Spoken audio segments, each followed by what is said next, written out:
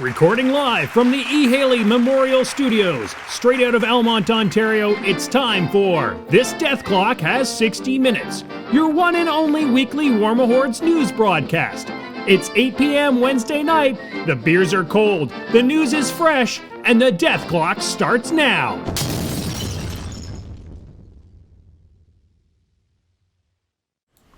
Good evening, everybody. Welcome to the Death Clock. There's a lot of stuff that is happening. There's a lot of stuff we want to talk about this week, but mainly tonight's episode is all going to be about letting Marc-Andre rant. Awesome. But before we get into the rant, which will be about halfway through the show tonight, so if you wanted to skip to the rant, just go to about 8:30 on the recording, and you'll get to just hear the rant. However, I got to introduce everybody else who's here. Sitting on my right is no other than Jason Maelstrom Nichols. Yes, that's me. Jason normally is manning the board. He's also the one that's keeping an eye on your comments and questions. So if you have them and you're watching us live, please post them in the live stream. Log in, like us on Twitch, all that good stuff. Yeah.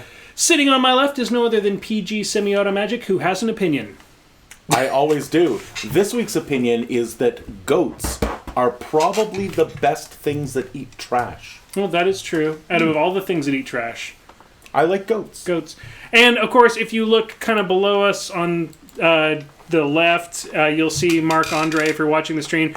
Marc-Andre is the guy who actually knows stuff, so we bring him along. He's the one who occasionally plays the game. Oh, yeah. I've heard he's played one or two games from time to time. Say hello, Marc-Andre. Hey, guys. Hi, Mark. So this week, we have a bit of PP news. Not a ton. It's a bit of a quiet week on the front. But there's been some cool stuff. There was a surprise Menoth solo that came out of nowhere. Yeah, Pyrrhus, I think, is his name. I don't know much about him. I haven't been keeping up on him.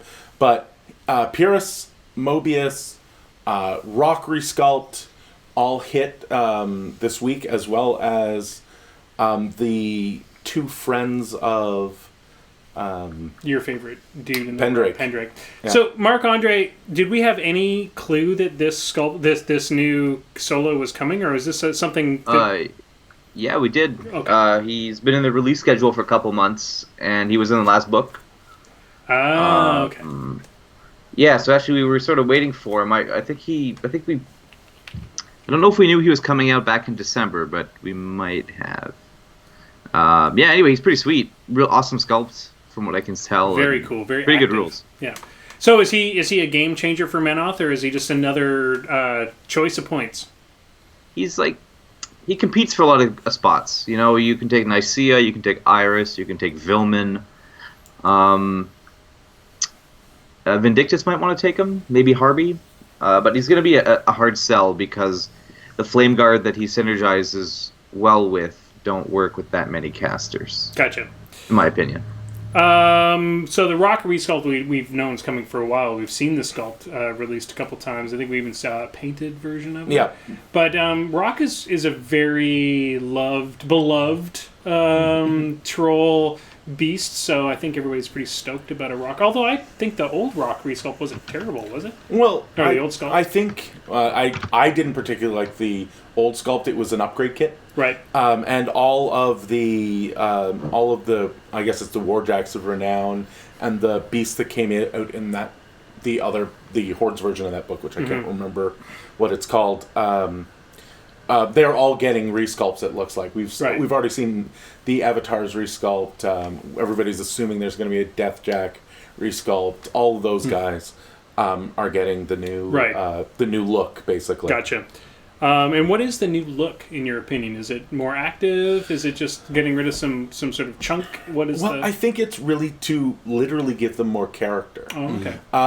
One of the problems with the upgrade kits is if they're not really, really obvious that it's an upgrade, it can kind of blend in with all the other guys of that style.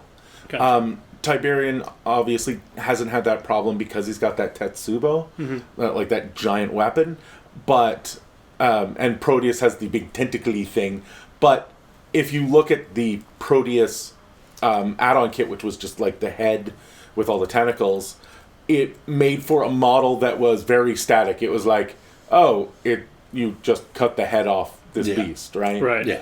And I think this, like what we saw with the Proteosaur sculpt, what we're seeing with the Rockery sculpt, is that it really gives them a uniqueness on the table. You look across the table and you can actually see this awesome model. They're also getting a bit bigger, I find, too. They're starting to look more like the extreme sculpts of old type of deal. So the next one I wanted to talk about is Mobius has hit, is now out there, is right? He's actually on the table now? Or we're not far away from it? This morning, I want to say. Right.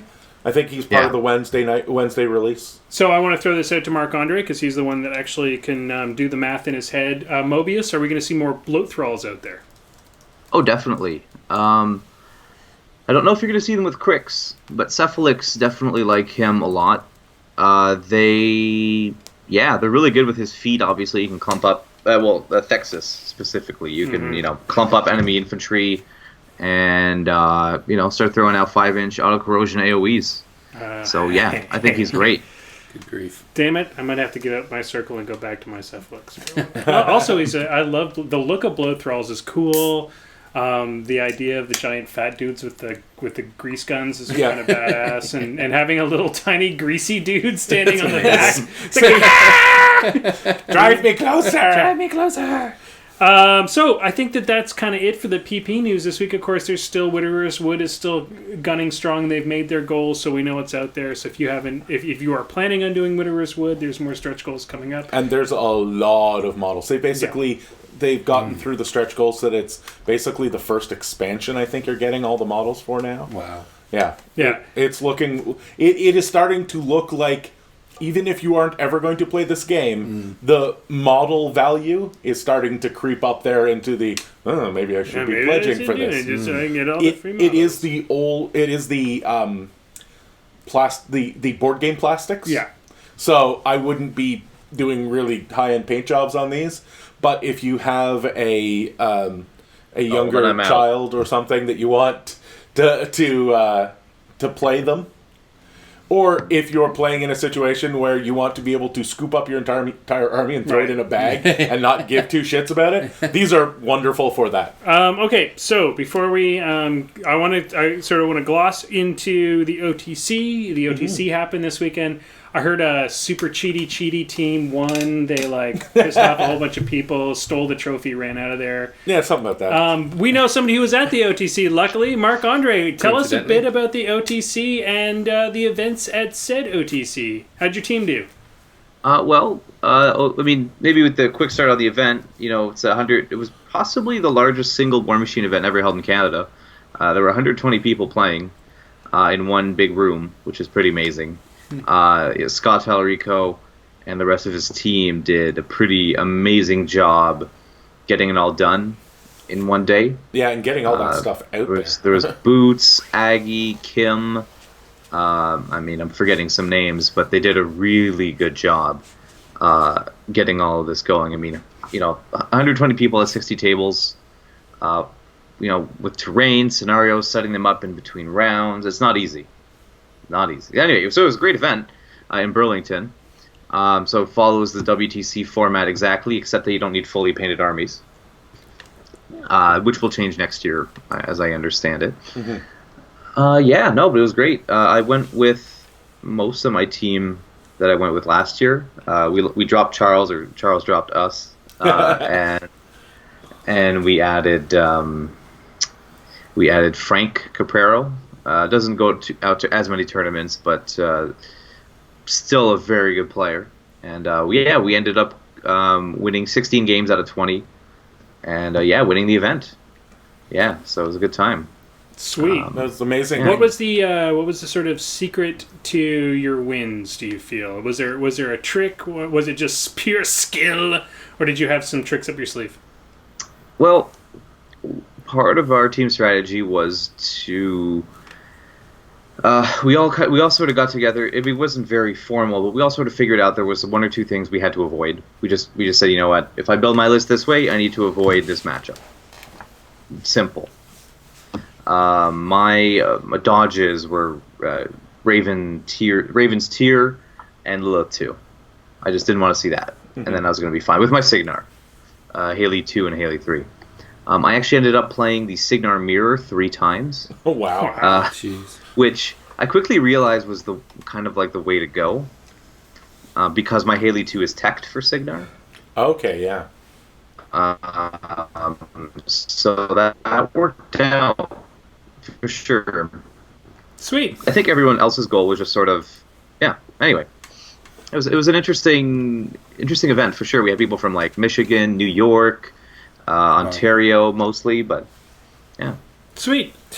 If you, by the way, if you haven't, on Party Foul's channel, they put up a video called Road to the OTC. Sweet. Where Scott went into a lot of the sort of the prep and the, what the room actually looked like and all that kind of fun stuff. Cool. Yeah. It's a neat little sort of behind the scenes That's type awesome. thing. Yeah, we might have to steal. He's been doing behind the scenes on some of the tournaments he's been going to. I think we might need to steal the sort of GoPro cam style sports, but the Road to type of things from him, because that's actually a pretty fun thing to do. Yeah. All right, guys, let's leave the news behind. I think we've sort of covered all that. It's time for us to gain just a tiny little bit of focus. For this week's focus, what we're going to talk about is combat bonuses and penalties. This actually came from Maelstrom, who was kind of... it's one of those topics that we think should be pretty simple. And then Maelstrom's like, what? I don't understand it. how it works. But the reality is one of the things that we want to acknowledge is that not everybody sits there and pores over the rules day in and day out. Not everybody has a memory to be able to hold said rules, and not everybody can understand the certain interactions without having it explained to them. And that is no degradation of any player in this game. What it is it's important to sometimes just talk things through. And what we're going to talk today about is some of the basic combat bonuses and penalties, and we'll sort of do it a bit roundtable-like. But we'll start PG Semi-Auto Magic. What are the basic bonuses and penalties for ranged shooting? Just the basics. Well, the most, I guess, simple ones would just be whether the model's engaged or not, whether there are any terrain modifiers, and then whether you moved or not. Like I've got an actual list of all of them, Right? But those would be sort of the basics. And so let's go through the basics, starting with where you started, which was, are they engaged or not? What is the penalty for an engaged model? Or shooting at an engaged model, not you being engaged. It's a +4 to the defense. +4 to the defense, and then of course there's other rules that go with that. If you miss, you have to then hit one of the opponents. The miss thing is one of the weirder ones. So the sort of standard fluffy thing is that the models on the table are not static. So when two models are engaged on the table, it means that they are sort of a swirling mass of blades and parries and blocks and stuff. And so what you're doing when you're shooting into combat is literally shooting at these very close together, bunched up, moving targets. And that -4, or the positive to their defense, is indicative of that spinning around. You've missed them. There's a just as good chance that you hit your friend. In fact, it might be a better chance. Because things like the back arc bonus still apply. So that -4 could go down to a -2 because you're shooting into the model's back arc. But whatever you rolled against the primary model, you're going to roll against the secondary model. Okay. Now, if it's two people in a combat, then it's real simple. You shoot at one guy, you miss, you try and shoot at the other guy, and then you can hit or miss just like you would on the primary.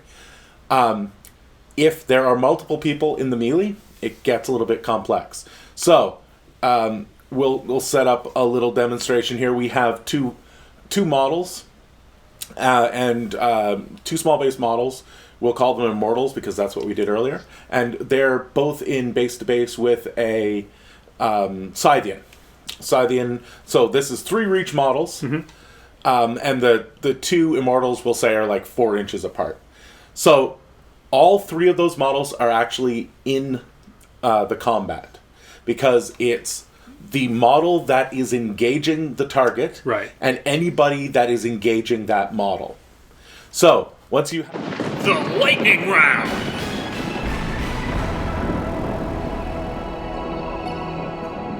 in range, then the next thing you do is randomize between them. If any of them are invalid targets, say one of them has stealth, the siding was occultated, then the only other model you could possibly hit would be the other immortal. Okay. And then basically you figure out all the targets that could possibly be hit, so are in range. Super simple. Yeah, are in range, are not, incorporeal or stealth or whatever, and then you just randomize between them and make your roll. So here's a question that comes up often with new players. Do you have to keep re-rolling so you miss the dude that you... So you missed the first guy, the guy you shot at. Mm-hmm. Now you roll against the second guy, who is your friend, let's say, for just point of context, because you rolled your random die. It came up with immortal number 1, let's say. Yeah. You miss again. Do you then now need to roll against immortal 2? Marc-Andre, I'm sure you can answer that question quickly. You do not. That's it. You got one shot at trying to hit something else in melee, and then it's gone. Yep. So pretty simple. So I think we've hit we've hit all the points. Yeah. You shoot into melee, you get a -4 bonus. You then, if you miss, you then have to roll randomly against all the other people who are engaged or engaging within the combat. If you miss whatever the random roll was, secondary target, it can be a friend or a foe. Mm-hmm. Then it's done, over. Yeah. You don't have to think about it anymore after that. Move on, roll some fucking dice. So the next thing we wanted to talk about, so we've hit firing into combat. Now let's talk about some of the terrain bonuses or negatives for shooting at a person. Mm-hmm. Let's not worry about whether you haven't moved or whatever, or whether you're standing somewhere special. But what are some of the terrain bonuses and negatives that can happen? So if you're shooting at a target, and the target is in, say, a forest, they are going to get concealment. They might also get concealment from things like fog of war, a cloud effect, something like that. The next thing they might have is cover. Mm-hmm. Cover, they always have to be within an inch of the thing giving them cover, but then they'll get that nice cover bonus of +4. So if I didn't mention it, concealment is only +2. Yep. Cover is +4. And stealth is no hit. Stealth is if you're longer than 5 inches away, you automatically miss. Now remember, stealth can still be targeted. Mm-hmm. Yep. So I think that's kind of covered. Yeah. And the last thing, of course, is whether you stopped to aim or not. Yeah. Oh, you didn't mention hills, though. Oh. We didn't mention hills or trenches. So let's go to Marc-Andre. So let's talk about hills and trenches. Give us some of the combat bonuses and penalties. So trenches, if you are in a trench and you're being shot at something that has no part of its base in a trench, you have to be completely in the trench. You A, get cover. You B, do not block line of sight to models that are not in the trench. Completely in the trench. And C, you do not take blast damage from an AoE effect that whose center point is not in the trench itself. So you have to be completely in, but they have to be completely out for you to get the bonus. Gotcha. Hills, it's a little different. Basically, there's the whole term of an elevated attacker, where if, hypothetically, I'm on a 1-inch hill and you're on a 2-inch hill, you get the +2 defense if I shoot you, but not the reverse. But to keep it simple, say you're on the flat ground, I'm on a hill, we'll say 1 inch because that's how everyone plays them. I will get +2 to hit. That was he'll get range. +2 to hit at range. You will also be able to see me. Yeah, potentially has to be, and it works with hills. Sprays, and sprays do not ignore elevation, whereas they do ignore things like concealment and cover from trenches and walls and wrecks. Important to remember. So that's one thing to keep in mind. Yeah, they don't ignore the hill bonus when you're spraying. So that's one little nuance there. That is one I don't think we ever really think about because I don't really go spraying people on hills that often. It's okay, so let's talk about sacrificing to aim. Mm-hmm. Who can do that? When can they do that? What sort of decision process? We don't have to go into the decision process, but what is the benefit, and when can you do it? So everybody can do it. Mm-hmm. You have to do it obviously before you've used your movement. And it will give you a +2 to any ranged attacks you make that turn. Now, it's important that we say that you do not need a ranged weapon to give up your movement, right? To sack your movement for that bonus. And you're saying, why would you do that?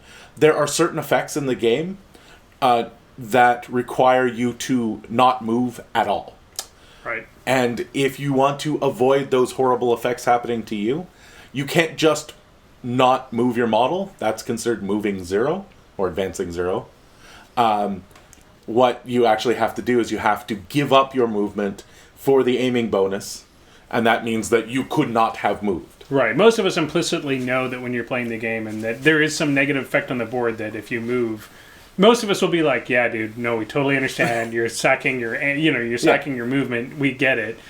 If I'm a total dick, I might be like, oh, nope, you moved 0. Ha, ha, ha. Yeah, but you always want to make sure you say it. Make sure, yeah. Clarity is the rule that we should all be following. Yes, but sportsmanlike conduct by the same token.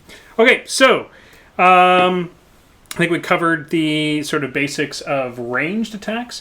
What are the basic bonuses and penalties for melee? Okay, well, one thing we didn't mention for ranged, but still is the same for both ranged and melee, is the back arc bonus. Yes. So if you started completely in the defender's back arc, then you have a +2 to your hit roll. So if as long as you also end your movement in the back arc. Oh yes, you can't wander around the front. You have to both start and end your movement completely in the back. This picture of like Iris like yay! Yeah, just swinging around. Yeah, no, you have to start and end completely in the back arc, and then you'll get that bonus. Okay. So the other penalty is that you can actually fight over a wall when you're in melee. And if you have somehow managed to fight over a wall, whether it be because you have a reach weapon or because you have the silly situation where 2 people did not move completely out of the wall, so 2 small base models are touching, but both of their bases, part of their base is blocked from part of the other model's base. And you have this silly situation where 2 models are base to base, but get the penalty, which is the defender gets a +2 to their defense. Yeah, and that is one of the few bonuses that will still apply to a Colossal. Is if a Colossal's behind a wall and you're making a melee attack against it, it will still get the +2 defense in melee only. And this applies for the ranged cover as well. Is if I can draw a line between any volume of your base and any volume of mine, I get the bonus. That's how cover works essentially, and how linear obstacles work, or obstacles in general. Sorry, for the melee attack. All right, so we basically already did Back Arc 101, which was my next question. So let's move right along into when... this is a huge question, but let's talk about cover specifically to start. What is cover and when do I get the bonus? Well, cover, what I like to call hard cover, because it helps me differentiate it from concealment, which is generally against soft things, like forests or hedges or something like that. Hard cover you get if you are within an inch of the thing giving you cover, and any part of your base is blocked from line of sight from any part of the attacker's base. Okay. So you could draw a line anywhere between the 2 bases, and if part of that line passes through the object that you're within an inch of that has been declared as giving cover, like a linear obstacle or something like that, then you're going to get that cover bonus. Right. So, Marc-Andre, the next one, of course, is concealment. What is concealment and when do you get it? Concealment is when you were in a forest or a cloud or under this a spell effect like Tail of Mist or what have you. And essentially, it's +2 defense at range.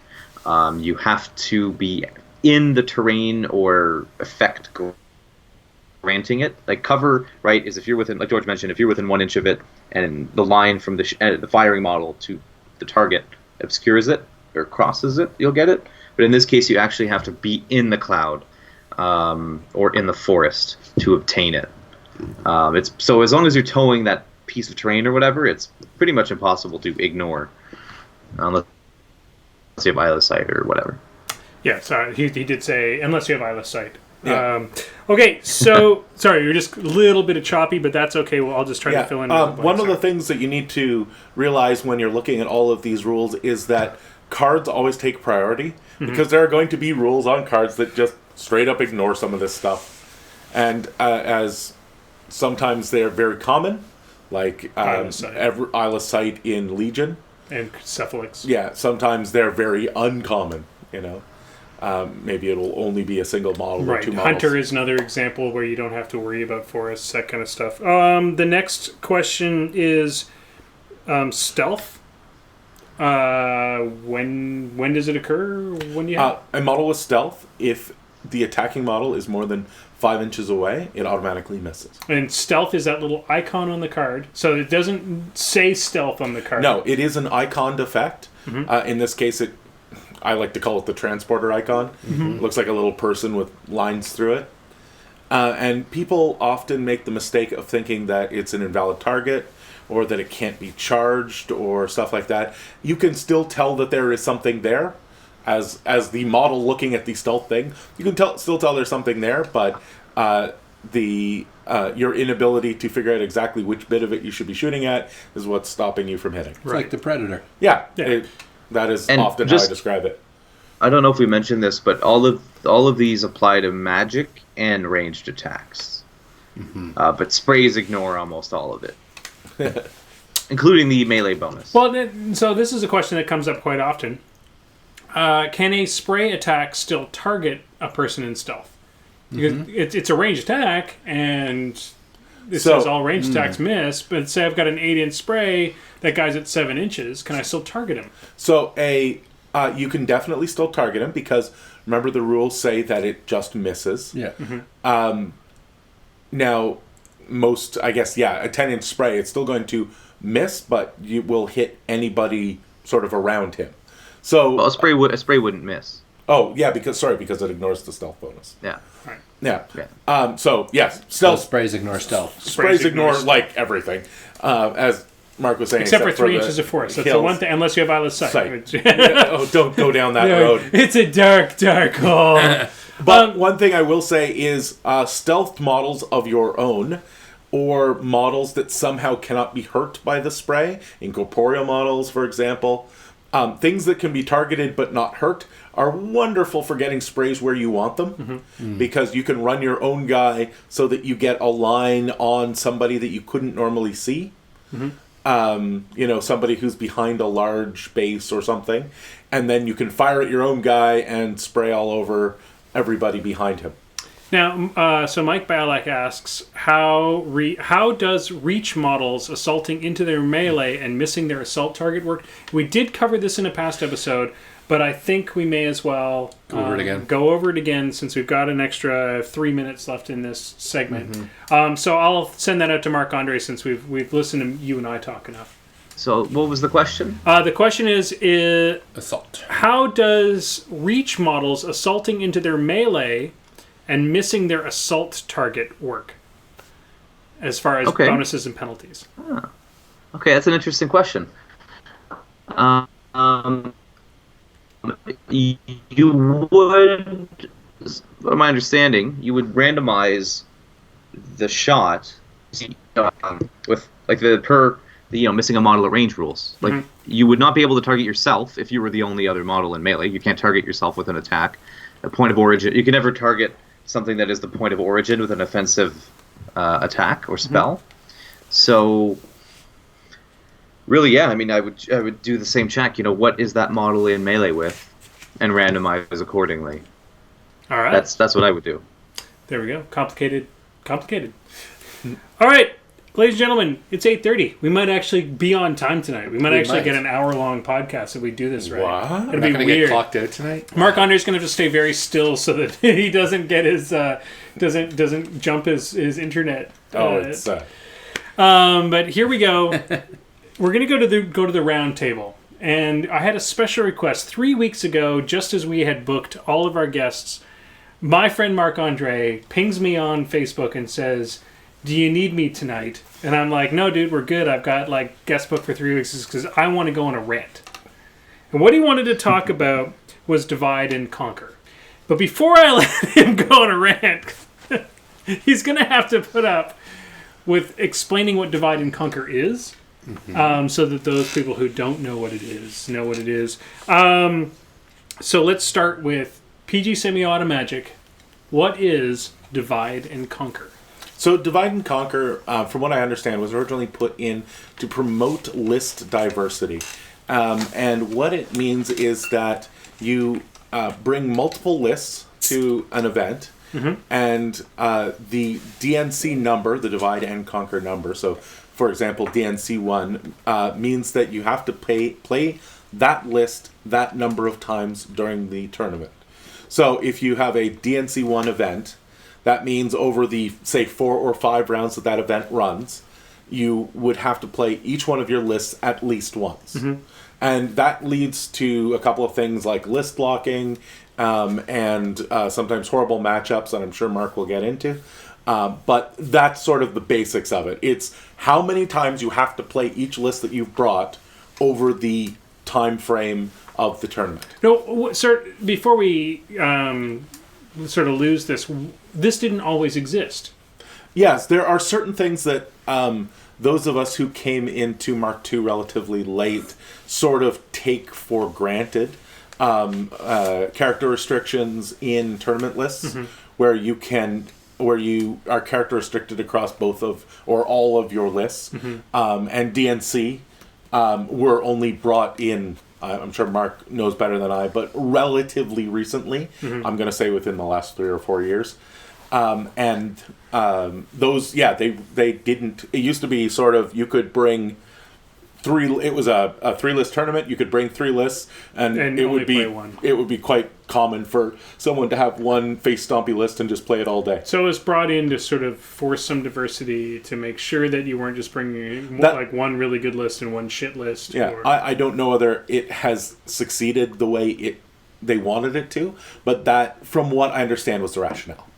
All right, so let's open this up now that we know what the DnC is, because I honestly was kind of not super in the dark. I knew what it was. I knew it was my 2 list had to play 1, but I wasn't really sure why it was there. So, Marc-Andre, let's open up the floor. You want to see it go away. I do. I definitely do. Well, what's your reasoning? So, I mean, DnC, as far as I know, has been around since I've been playing War Machine, which would put it at getting close to 6 years now. Character restrictions did come later. George was right on that point. So, my issue with DnC is that the game has gotten to a point where there are some truly terrible matchups for most factions. A matchup that your usual roster cannot beat. And this is a bit of a Signar Problems kind of rant, because we experienced this probably more so than most other factions. Right.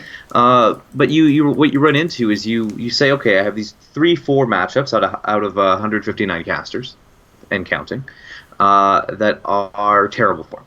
So I'll build one list that I feel can take on the rest of the field, and one list that can take on, they can take on these other 4 lists. And I'm basing this on a 2-list steamroller.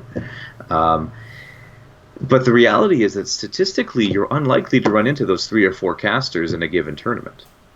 So now you're forced to drop this list that you tailored extensively for these few matchups, and it goes nowhere. You play a super disadvantaged game, and looking at LVO, Las Vegas Open, and Captain Con, which happened in early February, both finals of those tournaments, one of the guys was locked into his off list, and they both lost.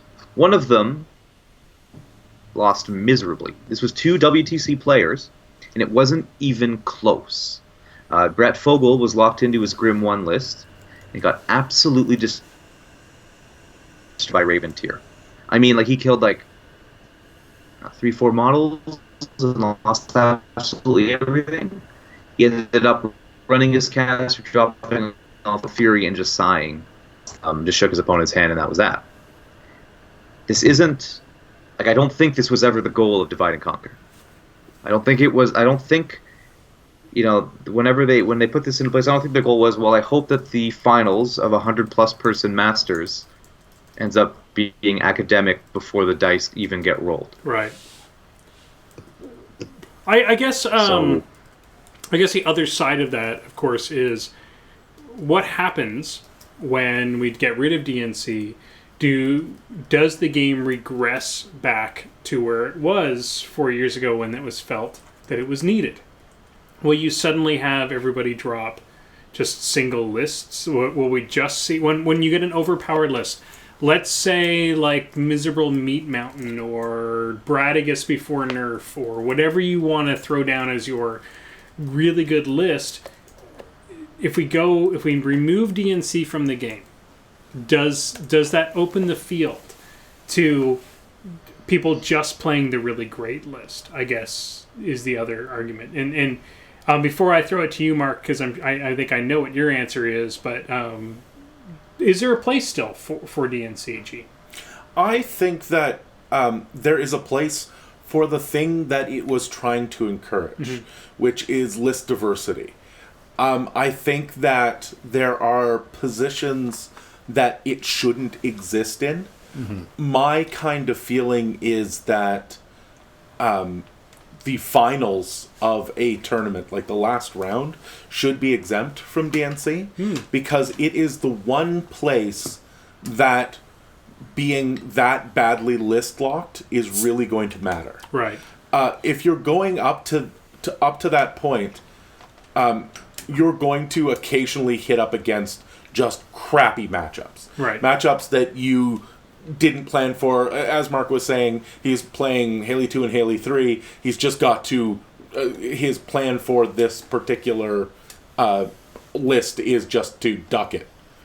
My plan is to not have to fight that list. That's going to happen because, as Mark was saying, you just can't plan for all those other casters.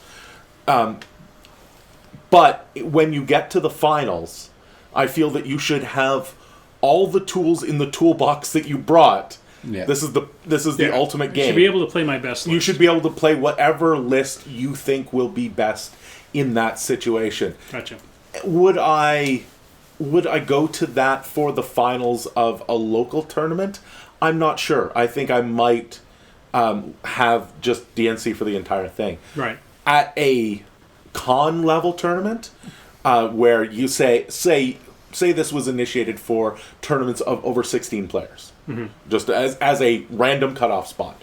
At that level of tournament, where you have had to go through X number of people, I think getting rid of DnC at the finals table, for want of a better word, would probably be a good way to keep both the intention of it, which is to be able to get the multiple different lists that you would actually bring, that you might actually use, not just one list and a dump list, but it still leave it open to those people who need the multiple attacks. So let's send it to Marc-Andre. Give me the other side of that.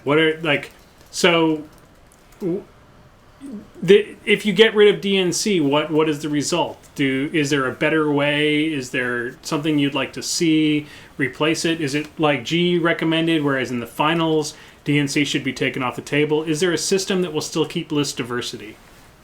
I think if you just take DnC off the table at the final round, you will just have people just get to the final round and then not have to play their second list anyway.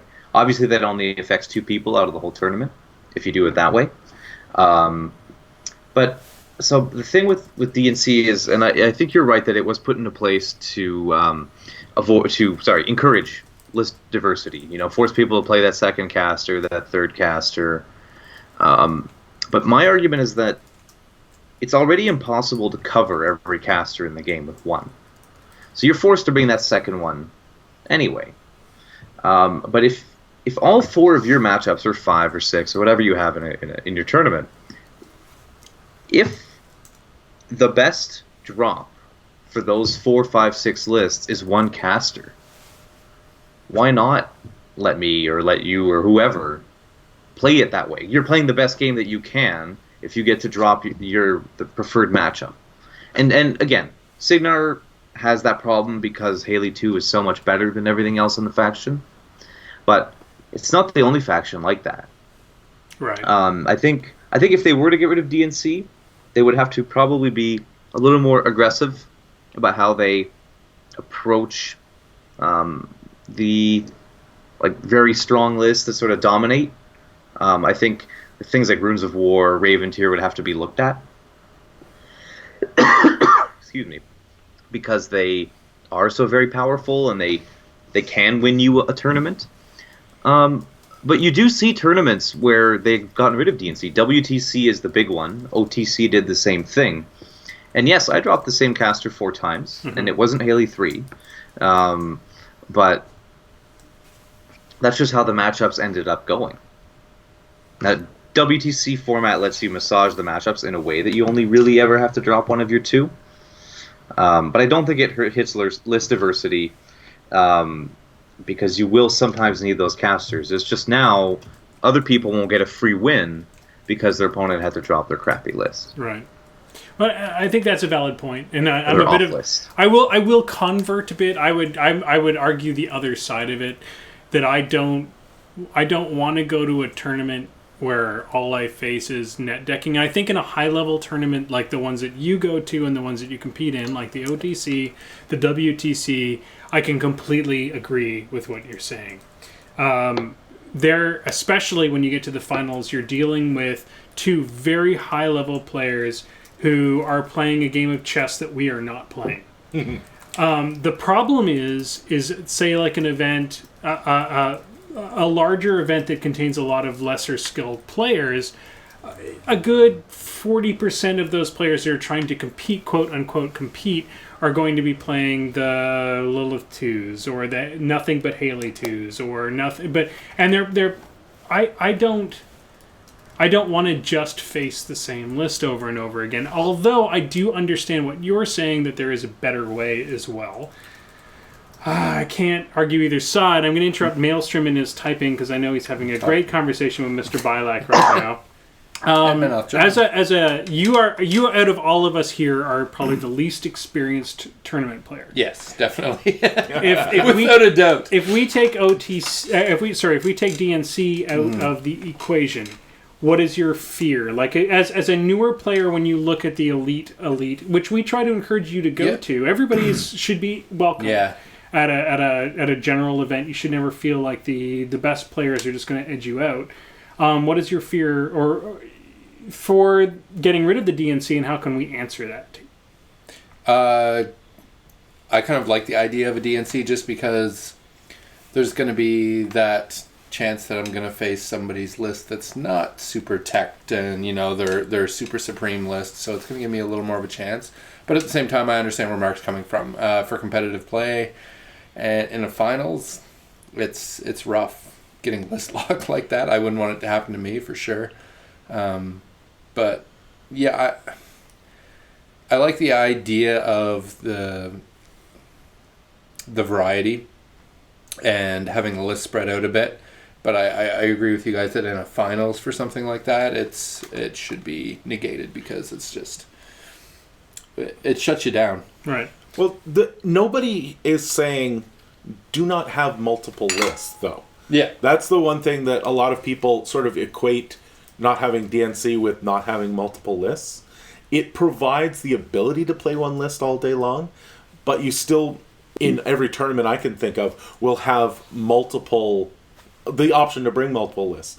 If the meta changes, so say we eliminate DnC and everybody starts playing Lilith 2, and we see a mass migration that direction, because if I don't have to play 2 lists, Legion just gets stupid good, right? I put all my characters in there. I have Lilith 2. She's got every toy she needs. What is to stop me, as someone who has maybe gone to one other tournament in this meta? I build a list that specifically eats Lilith 2, and then I bring the list that I play all the rest of the time. And anybody who comes up to me with an obvious dump list and Lilith 2, I'm like, oh, I have a list that you cannot beat. Boom. I see. You know? I think I get your point. Like, I think it might be self-correcting to a certain extent. Do you think, also, I think character restrictions self-corrected a little bit. Because now you can't do what you were talking about before. You said that one of the problems with before character restrictions came into place, what was happening is that you would end up with your best caster, 5 of the best character shit in the list, and then it didn't, like, whatever, it didn't matter, because that was, you just had, those were your 10 go-to points. This was the best things in the faction. We'll put that in a list. Do you think character, I mean, I guess we'll send this out to Marc-Andre first. Do you think that character restrictions kind of solve the problem of people just net decking the best of the best and then having a shit list that they don't ever play? I mean, I think people will play the best pair. You know, like they'll optimize where their characters go. I do agree that character restrictions need to be there. I think they did solve a problem because you did see people play the same list with just a different caster. You saw people do the almost like identical lists. You saw that. So I think there's a good argument for that. But again, that's like an incentive to play your second list, because you go, oh well, I can't take Iris in both. So now you only have one list that deals with upkeeps. So maybe your off list now, it deals with upkeeps. Right. But again, what if you never run into a caster that has upkeeps all day? But maybe that's where having your what do you call it? That's when playing the list that you can take the pair of casters that give you the extra points, the 20 extra. Oh, points. ADR. That's where playing ADR comes in. If that's really your worry, then throw into ADR. Although then you run into ADR is only masters and. So, brought up on the stream, what do you guys think about maybe keeping in DnC in certain types of tournaments like Champions, and taking out of certain things like Masters?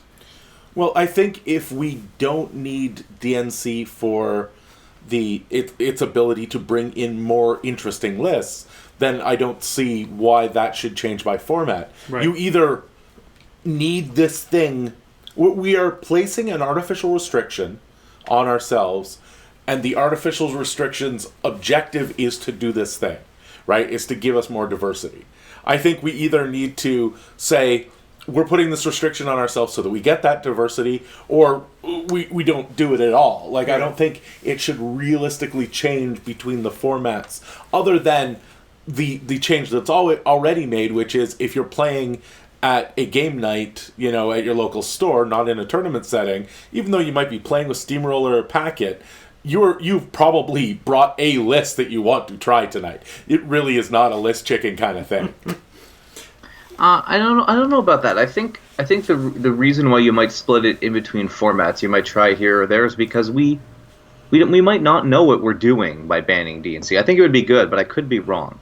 So if you ban it from specific formats, it gives you like a laboratory for, hey, does this like mutate the meta into something disgusting, and was it just a terrible idea? Well, at least we only ruined Champions for 6 months, and then we can go back or whatever. So I think like that. I think Privateer has shown that Masters is where they're sort of tinkering with their tournament mechanics. So I think that would be an interesting spot to try it. To try getting rid of DnC just for Masters, and then let everything else go. Something that people are bringing up on the chat is, what do you think about character restrictions for warcasters? What I would say is named restrictions. So you get a Vale, you get a Haley, you get a one person from the timeline. He's a Signar player. He's gonna be like, screw that shit. I know he wants to play Haley 2 and 3. And yes, that's good. I don't. I don't like that pair. But you do you think that would be an interesting thing to add in, character restrictions by name to the list? I have played one tournament like that, Mm-hmm. where I did not know they were doing that, and I had traveled. I traveled 2.5 hours to get there, and only brought the 2 armies I was playing. So I might be a bit biased against that idea because I had to buy a caster right then and there at the store that I already owned and play it with a substandard list, and I lost shockingly with it. So With the assumption that you knew about this ahead of time, do you think that is a good way to ensure the list diversity without adding DnC. without adding DnC? I don't know because there is no. Because each of these named casters are named models, like Alexia 1, Alexia 2, Iris 1 through 3, blah, blah, blah. Mm-hmm. They all play extremely differently. They play very differently.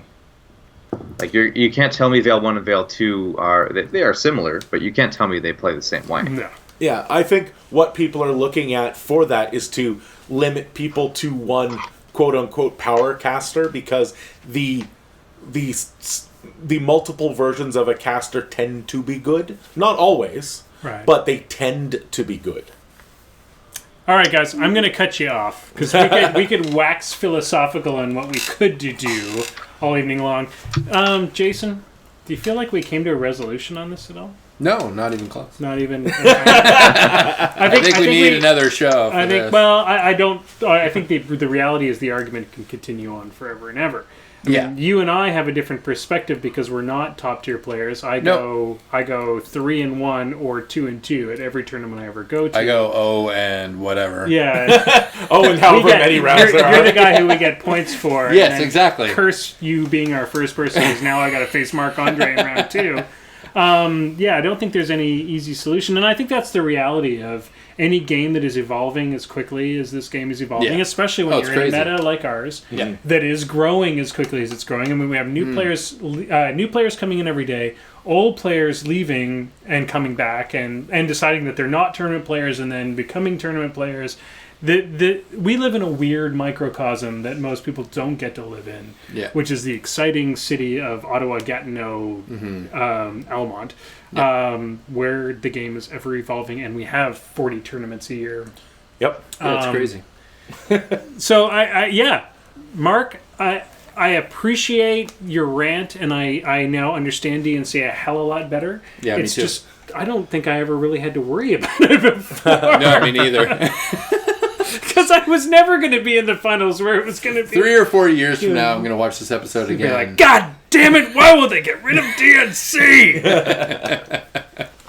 Now that Marc-Andre is playing Click Heroes version 8 instead of playing War Machine, and I finally have a chance. I thought he was playing Guild Ball. Yes, everyone is playing Guild Ball. I will stop playing War Machine the day they padlock the headquarters in Bellevue. That's when I'll stop playing War Machine. That is what we want to hear, and that's why we're here. All right, ladies and gentlemen, it's time for the lightning round.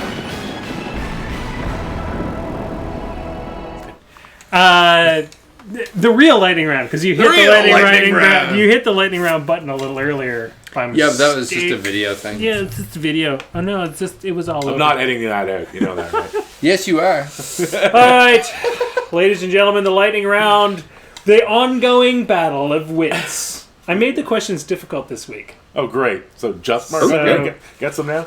No. I think you all have chances. I'm not sure that everybody's got their chances. Do we have a Minty Fresh this week? Unfortunately, Minty did not get back to me in time, but I channeled Minty.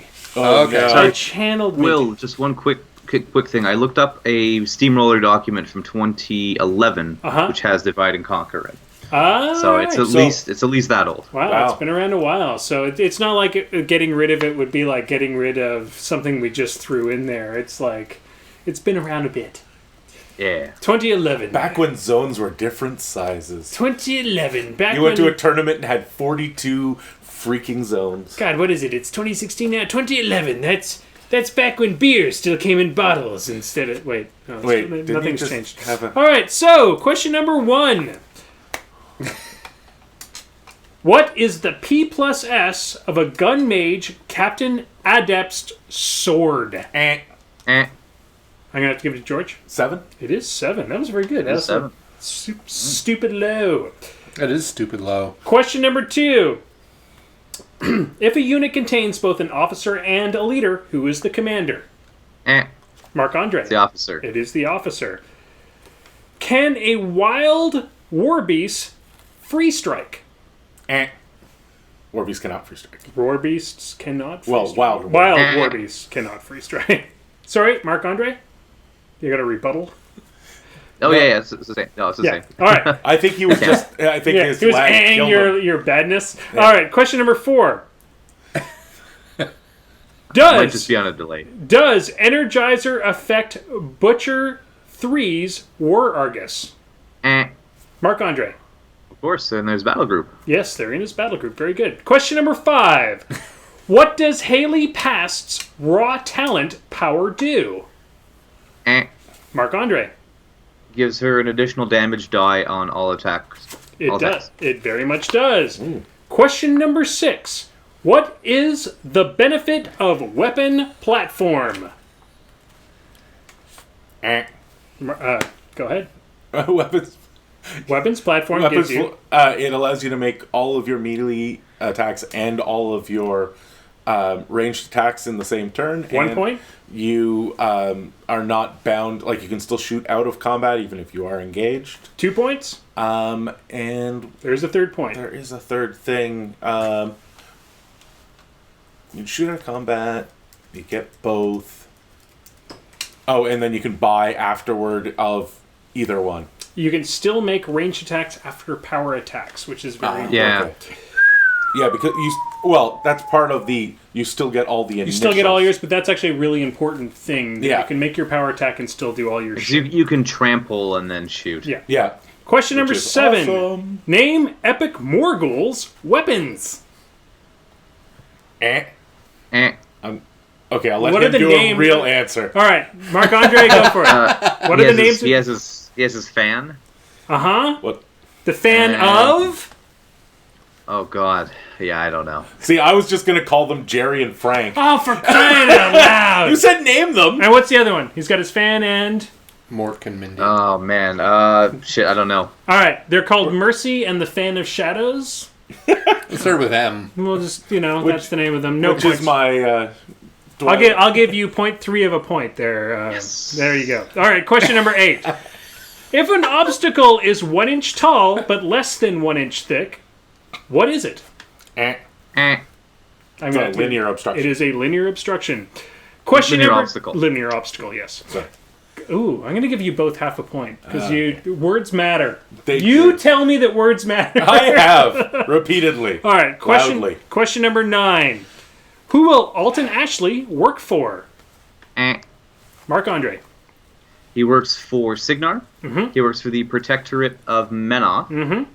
He works for Circle. Yep. He works for Trollbloods. Yep. I want to say he works for the Blindwater Congregation and the Thornfall Pact. Well, minions aside, the only thing he works for after that is Kador. But you get all the points. You get 5 points on He works- that one. Everyone but He Legion. works for Kador. Yeah. All right. Question number 10, where I had to channel the Minty Fresh question of the week because I think he was asleep. So, what is the name of the character Warjack in the Scars of Cain Crix version of the campaign? So, Scars of Cain, they had a character Warjack. In the Crix side, what was his name? Ooh. That's very minty. Yeah, that is a very minty See, I question. can channel him when I need to. I just go, ooh, and I become minty.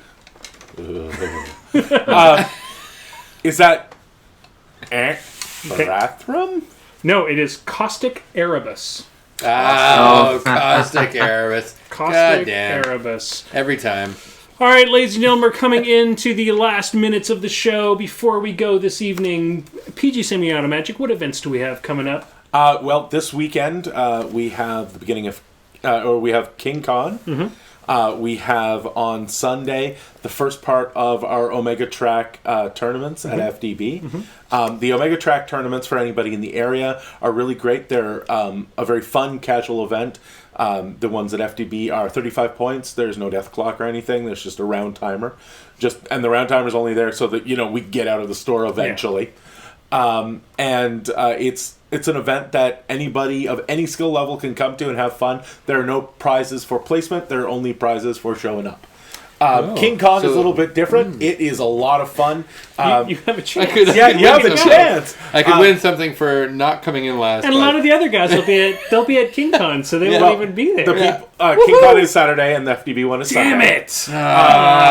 King Con coming up in Kingston. Anybody who is thinking of heading out to a tournament this week, I would highly suggest King Con. It is a really good event, and they are hard locked at 32 players. So get your registration. They still have openings for registration. They do still have some openings now, but make sure you get your registrations in as early as possible. Rumor that there's a painting contest in that one as well. I believe so. So get your paints in. There's going to be some great painters in there. I know that our buddies from Primal Poodle will be there. I think James is planning on being there too.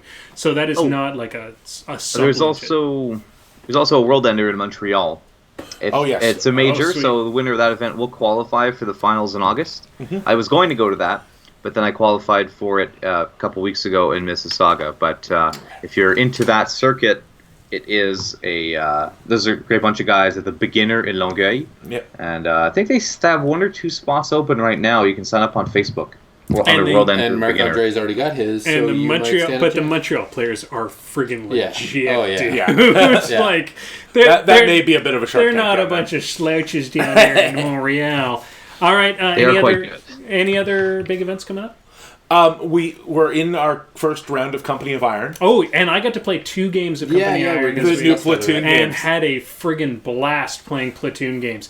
Tough, man. There's a basically defend the building type of scenario that Dave and I played 2 of. Holy crap, it is hard to be the attacker. Like, being the defender, you just basically have to survive and wait for the line of attack, but really a cool different way of playing the game. Yeah, it's something I would encourage everybody to take a look at. Give it a shot. And one of the great things is that you can also play 50-point games as well. You don't even need to just play the platoons. Well, if you play the platoon game, you can get the points and then throw them into the upgrades. So now my Company of Iron dudes I think they're immune to basically everything environmental damage, and now they all get the benefits of having the werewolves. So it's sweet, it's gonna be badass. So that's what we've got coming up. So many good things. All right, guys, we got to say goodbye to everybody. Marc-Andre, last thoughts this evening? Anything you just need to get off your chest? I would hope that some TOs that listen to this might think of running an event with a DnC and see how it goes. That's my only... Well, I think we might have to try that and just see how it goes. We'll do a test and see what happens. All right. PG Semi-Automagic, anything you need to say? Nope, I have said it all.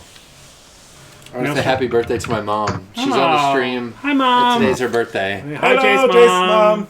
We've been getting Happy him to drink birthday. less. I hope you've noticed this. Yeah. He's somewhat less. He's only We're trying. 1 beer or 2. All right, everybody. That's it. We're actually only a minute and a half over the death clock this That's evening. insane. It's time to dice down.